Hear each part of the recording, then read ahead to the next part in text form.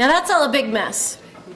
But when times are hard, when the future looks bleak, you can either take to your bed with a bottle of bourbon and a box of bonbons, or you can take inspiration from, say, my favorite movie, Lord of the Rings.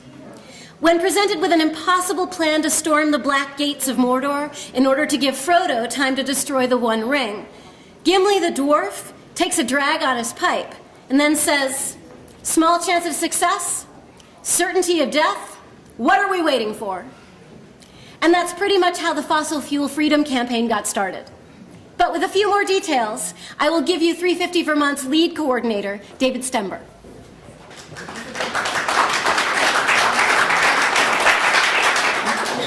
Fresh from the time warp.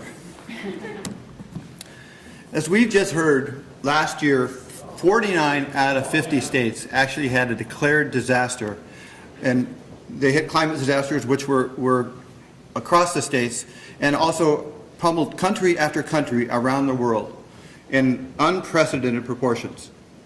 And as disastrous as this year has been, the very same scientists who accurately predicted these weather patterns tell us they are only the earliest warning signs of escalating global climate change, that if left unchecked will leave our world disastrously transformed and increasingly uninhabitable.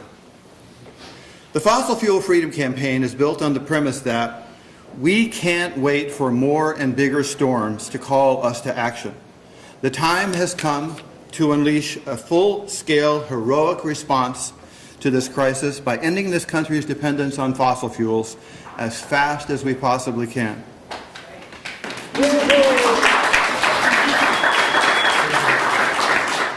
The formula for crafting this response is no mystery at all. It's the same one that retooled the entire economy during World War II and put a man on the moon in 10 short years.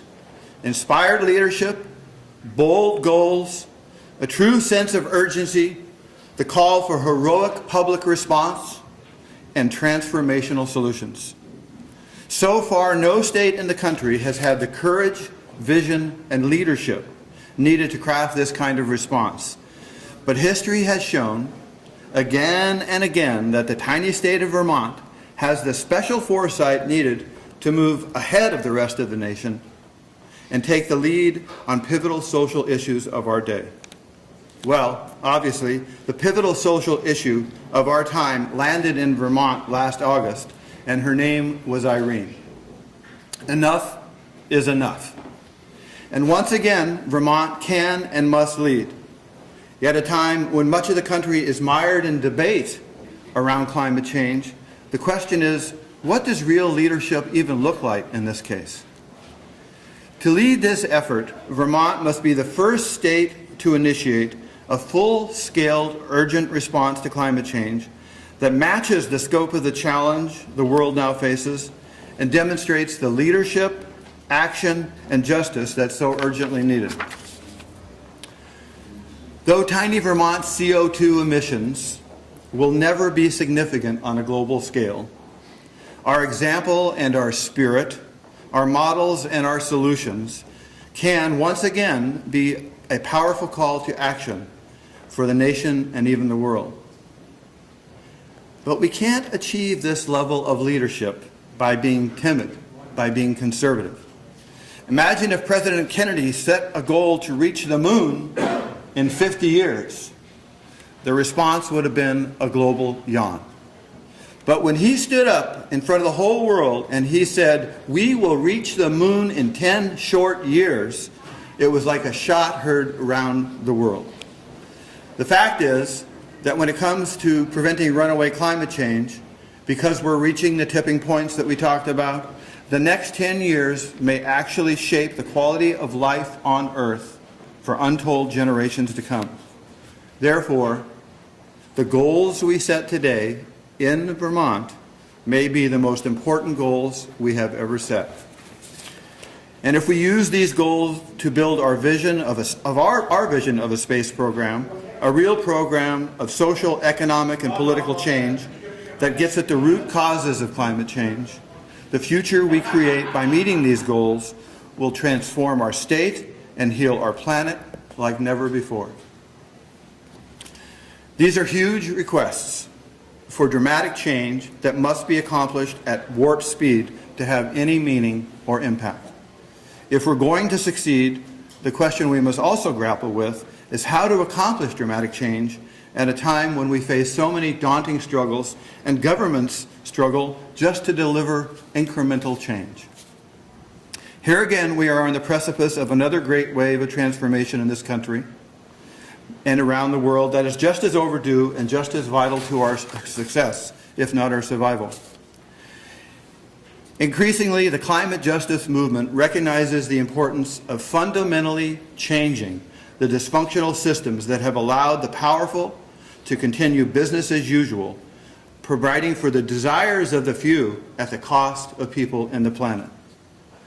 Therefore, any campaign worthy of hope today must also take on business as usual politics in support of real change.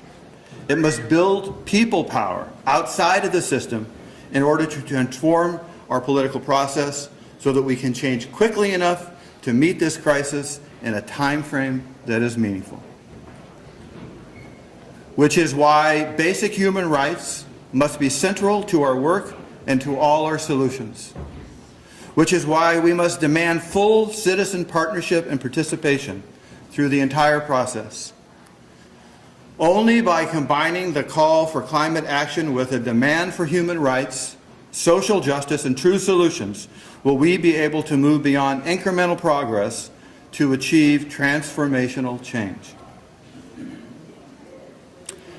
At the heart of this campaign is the knowledge that a society free from fossil fuels will also be more spiritually fulfilling, more economically just, more environmentally sustainable, and more healthy and resilient. As part of the Fossil Fuel Freedom Campaign, starting in March, 350 Vermont and our partners and friends will be convening a people's planning process centered around what we're calling innovation forums. By design, these forums will be boldly innovative and intensely democratic.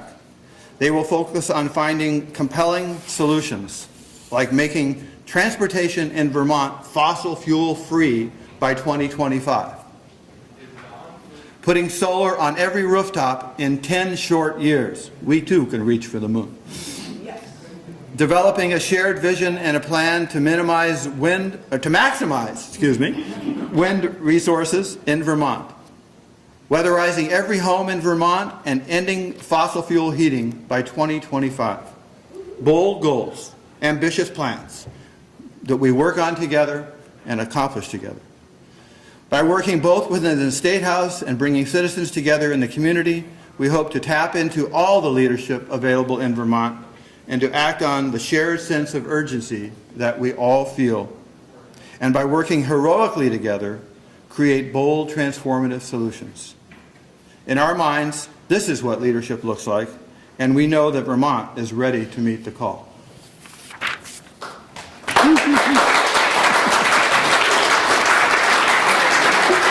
Thank you, David.